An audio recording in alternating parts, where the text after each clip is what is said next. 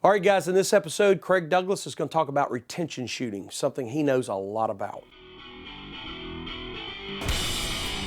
Hey guys, Craig Douglas here today from Shivworks with Trigger Time TV to talk to you about my preferred and foundational entangled shooting or contact distance shooting position, the thumb pectoral index. Now, guys, there are a lot of takes on how to do this, okay? I'm going to show you a way that I prefer that ensures that the incoming rounds are going away from the defending hand, because more than likely, we're not going to be fighting a piece of cardboard, okay? There's going to be a body here. This guy's going to be active. He's going to be on me, punching me. So this hand is going to be in play, and I have to factor that in to my angle, okay? So let's talk about conditions that are likely present, okay? I am this close, all right? So I'm going to have to keep the gun as far back from the adversary as possible, okay? So that kind of contraindicates positions where I'm shooting here. And what we're going to do is we're going to make contact with our body just like so to keep the gun as far back as possible.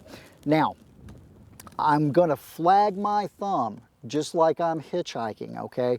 And from the tip to the base of my thumb, I'm going to index that on the pectoral muscle. Hence the term we'll use to describe this position, a thumb pectoral index, okay? So that's essentially how we think of this, a thumb pectoral index. Now I want to ensure that the angle is consistent because this hand is constantly doing things. So here's what I'm going to do. I'm going to eliminate the wrist as a variable. What I'm going to do is lock my hand and forearm in a neutral line, and what that does is that eliminates any upward, downward, inboard, or outboard canting of the gun and ensures a consistent angle.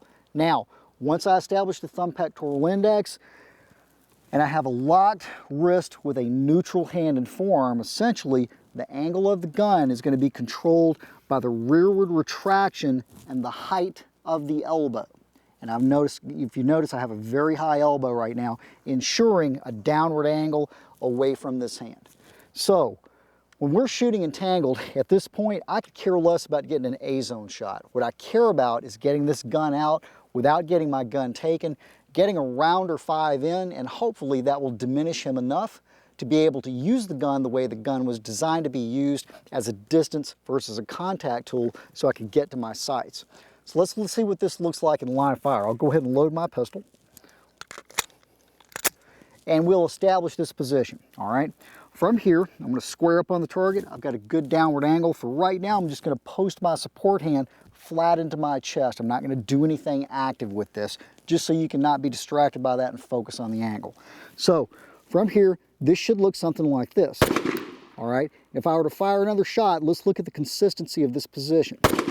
And if I were to fire another shot, let's look at the consistency of this position. If I were to draw from this here, now, I've just put about, what, 4 or 5 rounds, I lost count of my shooting, inside of essentially, well, they're all touching, okay? Guys, this is the kind of consistency we need if we're going to shoot a guy off of us. The last thing I want to worry about is where my muzzle is at and whether I'm going to hit myself.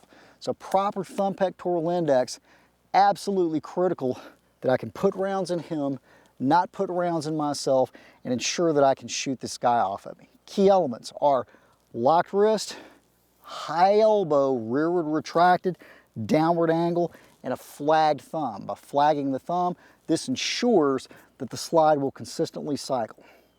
So, really, really important that you do this safely under qualified instruction. I don't recommend you doing this at home. I'm Craig Douglas. This is Trigger Time TV. Thanks for watching.